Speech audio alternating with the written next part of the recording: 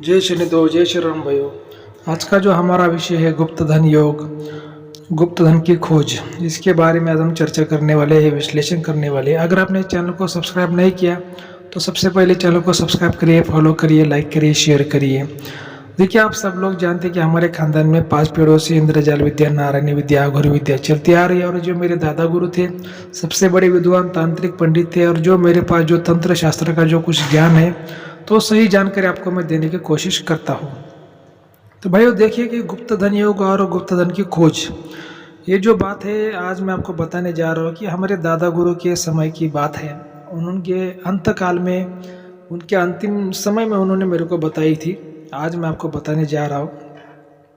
तो देखिए, बहुत से लोग मुझे पूछते हैं कि गुरुजी, आप हमारे घर में धन है, ऐसे कुछ धन के संकेत मिलते हैं, खेत में संकेत मिलते हैं, तो इसको कैसे निकाला जाए, इसको कैसे देखा जाए, कैसे मिलेगा। तो देखिए, मैं उनको कहता हूँ, भाई देखिए, आपकी हस्तरेखा देखनी पड़ेगी, आपके नसीब में कौन सा योग है वो देखना पड़ेगा, कुंडली देखनी पड़ेगी, और आपकी माथे की जो लकीर है वो देखनी पड़ेगी। बहुत सी बातों को देखना पड़ता है, तब समझ जाते हैं कि भाई आपके नसीब में धन का योग है क्या। अगर है तो किस प्रकार का है, कैसे मिलेगा, कब मिलेगा, उसका कोई नुकसान है क्या, फायदा है क्या, सब उसको देखना पड़ता है। लेकिन कुंडली का, हस्तरेखा का जो हमारा चैनल का फीस है वो तो लागू रहता है। लेकिन लोगों को क्या लगता है कि भाई मेरे घर में धन है तो ऐसे गुरुजी आएंगे और 1 घंटे में गड्ढा खोद के निकल के देंगे। अगर इतना भाई आसान होता तो मुझे यूट्यूब चैनल खोलने की क्या ज़रूरत गिरती भाई, मैं तो फिर तो एक अंबानी बन जाता। तो इतनी बातें तो आसान नहीं होती, उसमें बहुत सी बातें होती है, बहुत सी अड़चनों का सामना करना पड़ता है। उसके बाद में अगर भगवान ने चाहा तो ऐसे काम होते हैं। तो देखिए भाइयों, बात ऐसी कि हमारे दादा गुरु के समय की बात है। तो एक बच्चा था, उसके नसीब में गुप्त धन युक्त था, और हमेशा वो जब कहीं जाता था खेलने को तो उसको अचानक से जमीन का पानी, धन, सोना, चांदी, भूत प्रेत, आत्मा सब उसको दिखाई देते थे। अभी जो बच्चा था, उसके जो चाचा थे, हमारे दादा गुरु के शिष्य थे। तो एक दिन क्या हुआ कि वो जो बच्चा, उसके माता पिता और जो उसके चाचा, मतलब जो हमारे दादा गुरु का जो शिष्य था, ऐसे 4-5 लोग हमारे दादा गुरु के पास में आ गए। तो दादा गुरु को बोलने लगे, गुरु जी बच्चों को ऐसे ऐसे संकेत मिलते हैं, क्या है। तो फिर दादा गुरु ने उसको बोला कि भाई इसके जीवन में गुप्त धन का योग है, इसको बहुत बड़ा खजाना मिलेगा। तो ऐसा दादा गुरु ने उसको बता दिया। लेकिन जो बच्चे के जो माँ बाप थे, जैसे जो बच्चे का जो बाप था, उसका ऐसी बातों पे भरोसा नहीं था। तो जोर जोर से हंसने लगा और दादा गुरु की तरफ देखने लगा और बोलने लगा कि गुरु जी, मेरे को तो जीवन में कभी खजाना नहीं मिला और इसको क्या मिलेगा। तो दादा गुरु भी जोर जोर से हंसने लगे। दादा गुरु बोले, भाई तेरी जो हंसी है ना, ये हंसी तेरी रोने में बदल जाएगी, कुछ दिन का देर है, खाली कुछ दिन की देर है, तू देख ले। तो फिर दादा गुरु को बोलने लगा, नहीं नहीं गुरुजी, मैं तो ऐसी बातों पर बिल्कुल भरोसा नहीं करता, अगर मिलना है तो मिलने दीजिए, नहीं मिलना है तो नहीं मिलेगा, ऐसा बोल के वो चला गया। तो जो दादा गुरु का जो शिष्य था, उसका जो बच्चे का जो चाचा था, तो माफ़ी मांगने लगा। दादा गुरु से बोला कि भाई मेरे भाई की तरफ से मैं माफ़ी मांगता हूँ गुरुजी, जाने दीजिए, जो हुआ उसने ऐसा नादानी में बोल दिया आपको, मेरा भाई ऐसा थोड़ा है, थोड़ा सनकी है, उसकी तरफ से मैं माफ़ी मांगता हूँ, ऐसा बोलने लगा जो दादा गुरु का जो शिष्य था। उसके बाद में वो सब लोग अपने अपने घर चले गए। तो देखिए कैसा है कि गुरु की जो बात होती है, गुरु आपको अगर एक शब्द भी बोलता है तो वो लाखों में उसकी कीमत होती है। तो गुरु के शब्दों को ध्यान से कभी भी सुनना चाहिए, उसका कभी मजाक नहीं उड़ाना चाहिए, उसको अनदेखा नहीं करना चाहिए। लेकिन कुछ लोग समझते, कुछ लोग नहीं समझते। पर ऐसे ही वो एक दिन क्या हुआ कि वो जो बच्चा था, ऐसे ही खेल रहा था उसके पड़ोसी के घर में खेल रहा था। और जो पड़ोसी के घर में गुप्त धन था जमीन के अंदर। तो बच्चा और वो पड़ोसी का बच्चा है, तो दोनों ऐसे खेल रहे थे, तो इसको जो गड़ा हुआ धन उसको दिख गया। तो दिख गया तो वो बोलने लगा, भाई देखो देखो यहाँ पे क्या है, सोना है, सोना है, कितना पीला पीला चमक रहा है, ऐसा वो बोला। तो जो घर का जो पड़ोसी था, तो उसने वो सुन लिया। तो पड़ोसी बोला, उस बच्चों को बोला, अरे भाई तेरे को कहाँ दिख रहा है कोई चमक, पीला पीला क्या चमक रहा है। तो वो पड़ोसी को तो कुछ नहीं दिखाई दे रहा था, लेकिन वो बच्चों को दिखाई दे रहा था। तो जो बच्चे से फिर पड़ोसी ने जान लिया कि भाई ये कहाँ पर दिखाई दे रहा है। तो वहाँ पर क्या कर दिया, फिर पड़ोसी ने गड्ढा खोद दिया।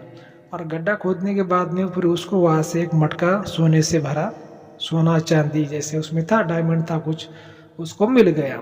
अब उसको तो जो खजाना था उसने तो खोद के निकाल लिया, 2-4 फुट गड्ढा खोद के 1-2 घंटे के अंदर। लेकिन अब उसको लगा कि भाई ये जो जिस बच्चों को जो खजाना दिखा था वो बच्चा पेट में तो बात को नहीं रखेगा, किसी न किसी को बता देगा, नहीं तो माता पिता को बता देगा, सब लोग मेरे घर पर आ जाएंगे, तो फिर क्या करें, इसमें क्या किया जाए। तो वो सोचने लगा कि मैं क्या करूँ। तो फिर उसने एक आइडिया लगा दिया कि भाई हम क्या करते हैं कि जो मटका निकला है उसको वैसे रहने देते हैं, उसमें से खाली जो खजाना है सोना चांदी डायमंड उसको निकाल लेते हैं और मटके के अंदर मिट्टी कोयले भर देते हैं। तो उसने वही किया कि मैं वो जो मटका है उसके अंदर मिट्टी कोयले भर दिए और उसी गड्ढे में जो मटका था वो रख दिया और जो सोना चांदी डायमंड थे वो निकाल लिए। और ऐसा ही हुआ, जब बच्चा घर पर गया अपने माँ बाप, शाम को जब खेत से उसके माँ बाप आए तो उन्होंने माँ बाप को बता दिया कि पड़ोसी के घर में ऐसा ऐसा मेरे को दिखा। उन्होंने खोदा तो उनको एक मटका मिला और कुछ पीला पीला सोना चांदी जैसा वो भी मिला। अभी लगभग वो जो बच्चा था 9-10 साल का था, उसको भी थोड़ी समझ थी कि इसको सोना चांदी बोलते। तो फिर वो जो पड़ोसी के ये जो बच्चे के माँ बाप पड़ोसी के घर पर आए तो पड़ोसी ने बताया कि हाँ बिल्कुल मटका मिला है, लेकिन उसमें खाली कोयले मिले हैं, मिट्टी मिली है, कोई सोना चांदी नहीं मिला है। ऐसा उसने दिखाया, वो मटका भी दिखाया, गड्ढा भी दिखाया, कोयले भी दिखाए। और ऐसे में वो जो बच्चे के माँ बाप थे कुछ नहीं बोले और वो वापस चले आए। लेकिन हुआ ऐसी बात कि जो बच्चा था भाई वो उसी रात से इतना बीमार पड़ गया, इतना बीमार पड़ गया, उसको इतना बुखार आ गया कि किसी भी डॉक्टर की दवाई उस पर काम नहीं कर रही थी। बहुत परेशान था वो जो बच्चे का बाप था, बहुत परेशान था। और फिर वो जो बच्चे का जो चाचा था, हमारे दादा गुरु का जो शिष्य था, उसको पता चला। तो वो जो चाचा फिर बच्चों को मिलने के लिए चला गया और देखा कि बच्चा तो बहुत 15-20 दिन 1 महीना हो रहा है कि वो बुखार से तड़प रहा है, इलाज भी नहीं हो रहा, क्या करो क्या करो। तो फिर जो दादा गुरु का जो शिष्य था, जो बच्चे का जो चाचा था, उसने वो उसके भाई को बोला, जैसे बच्चे के माँ बाप को बोला कि तुम क्या करो, एक बार दादा गुरु के पास में बच्चे को लेकर आओ। तो फिर वो बच्चे को लेकर आए। तो फिर दादा गुरु ने बच्चे को देखा और फिर दादा गुरु ने बोला भाई इसको मेरे मेरे पास क्यों लेके आए, इसको हॉस्पिटल में लेके जाओ, मैं कोई डॉक्टर थोड़ी हूँ। तो जो बच्चे का जो बाप था माँ थे वो दोनों रोने लगे, बहुत रोने लगे और बोलने लगे, गुरुजी हमने बहुत हॉस्पिटल में पैसे गंवाए, बहुत ये किया, लेकिन कोई भी डॉक्टर की गोली असर नहीं कर रही, क्या करूं मैं, आप हमें रास्ता दिखाइए, हमारे बच्चों को बचाइए। और ज़ोर ज़ोर से रो रहे थे। तो दादा गुरु ने उनको बोला कि भाई देखो तुम पिछले बार में आए थे 1 महीना पहले, तुम ज़ोर ज़ोर से हंस रहे थे मेरे ऊपर, मैंने क्या कहा था कि तुम्हारी हंसी ये रोने में बदल जाएगी, बदली कि नहीं बदली। तो तुम नहीं सुने मेरी बात, अगर तुम मेरी बात सुनते उस टाइम पे तो ये दिन आज तुमको नहीं देखना पड़ता। फिर भी हमारे दादा गुरु देखो, अगर उस समय में अगर कोई दूसरा तांत्रिक होता गुस्से वाला तो बिल्कुल मदद नहीं करता। लेकिन दादा गुरु हमारे बहुत ईमानदार थे, बहुत भोले थे, दयालु थे, उनके दिल में बहुत करुणा थी। तो उन्होंने जो बच्चे के ऊपर कुछ पानी डाल दिया और अभिमंत्रित करके, तो ऐसा बच्चा उठ के खड़ा हो गया, थोड़ा उसको भी आराम लगने लगा। और फिर दादा गुरु ने बोला कि भाई अभी तुम क्या करो, किसी बड़े हॉस्पिटल में शहर में इसको लेके जाओ और इसका इलाज चालू रखो, जैसे दवा और दुआ दोनों की भी ज़रूरत होती है, ऐसा दादा गुरु ने उनको कहा। लेकिन फिर जो दादा गुरु का शिष्य था और बच्चे के माता पिता थे, जैसे वो सब दादा गुरु को पूछने लगे, गुरु जी क्या ये जो बच्चों को धन दिखा, तो मटके में कोयले नहीं निकले, पड़ोसी ने तो बोला कि कोयले है, कोई धन नहीं निकला, लेकिन क्या उसमें धन होगा या फिर पड़ोसी झूठ बोल रहा है, क्या है। तो दादा गुरु बोले भाई देखो मेरे को तो सब बात का ज्ञान है, लेकिन अभी जो हुआ सो हुआ, उस बारे में बताने से क्या फ़ायदा है क्या।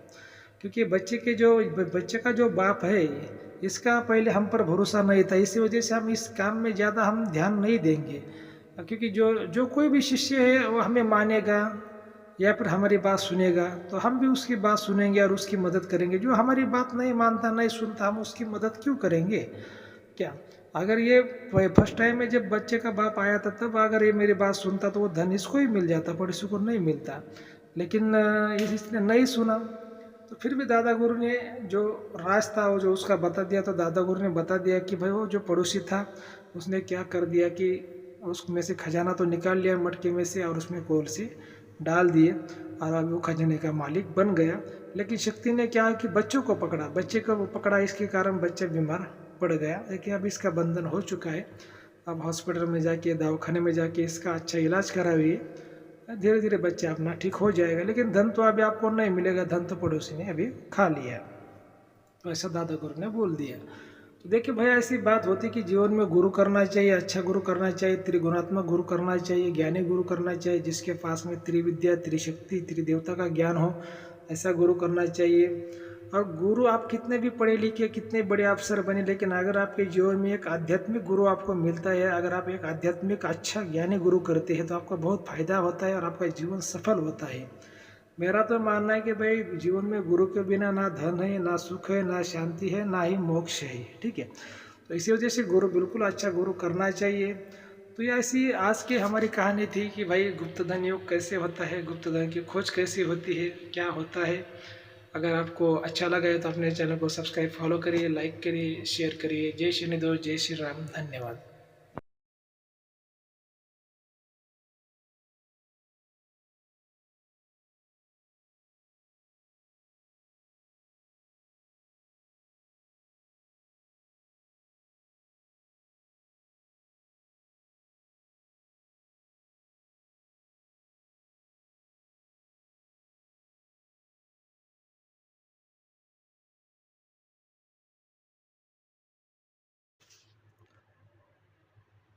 तो ऐसी बातें होती है भाई, वो कभी भी जीवन में लालच नहीं करना चाहिए। गुरु के जो शब्द होते हैं बहुत अनमोल होते हैं, अमृत जैसे होते हैं, लाखों में भी उसकी कीमत नहीं की जाती। जब कोई गुरु आपको बोलता है, लेक्चर देता है, कुछ बताता है, तो आपको बहुत ध्यान से सुनना पड़ता है। कभी दिल में लालच आपको नहीं रखना पड़ता, ऐसी बात होती है। और हमेशा मैं आपको कहता हूँ कि गुरु करिए, अच्छा गुरु करिए, जिसके पास में त्रिगुण का, त्रिविद्या का, त्रिशक्ति का ज्ञान है। त्रिगुणात्मक गुरु करिए, तभी वो गुरु आपकी सही तरीके से मदद कर पाता है। अगर किसी गुरु के पास में एक ही गुण का ज्ञान है, बाकी गुणों का ज्ञान नहीं है, या फिर वो गुरु अगर एक ही गुण को श्रेष्ठ मानता है, बाकी को नीचा मानता है, तो ऐसा भी गुरु आपकी मदद नहीं करता। ऐसा भी गुरु नहीं करना चाहिए।